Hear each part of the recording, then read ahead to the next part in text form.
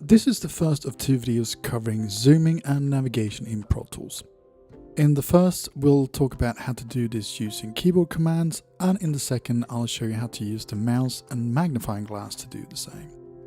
As you'll see in the second video, it is easy to zoom and move around using only the mouse, but most professionals use shortcuts because it's quicker and reduces the risk of RSI. There'll be a section halfway through where you can pause and practice, or get a coffee or a tea.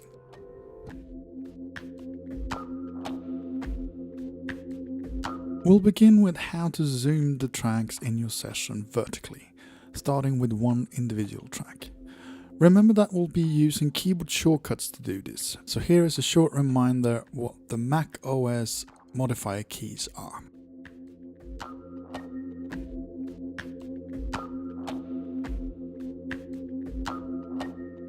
Okay, ready?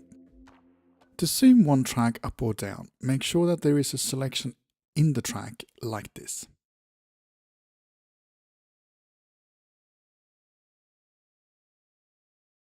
You'll discover later on that sometimes tracks and clips are unlinked, so it's better to make a timeline selection rather than a track selection. Once you've done a selection, hold down the Control key and use the up and down arrows to zoom.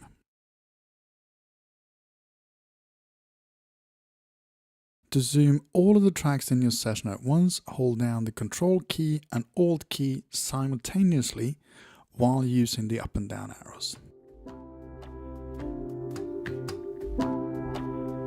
There are several ways of zooming in horizontally on a selection, but before we do anything else, we're going to make sure that keyboard command focus is enabled. That's the little A to Z button up in the right corner. We'll cover its function more deeply in another video. With this button turned on, we can now zoom horizontally using the R key to zoom out and the T key to zoom in.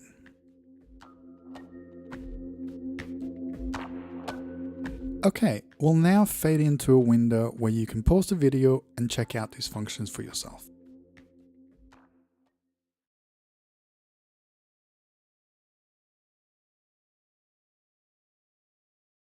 Two quick ways of zooming in on a specific selection is to use the zoom to selection and zoom toggle functions. Make a selection and press and hold Alt and then the letter F. And to keep zooming, make another selection and again Alt F. Use the letter R to zoom back out again. You can also use zoom toggle. Just make a selection and then press the letter E. To zoom back out again, press E again.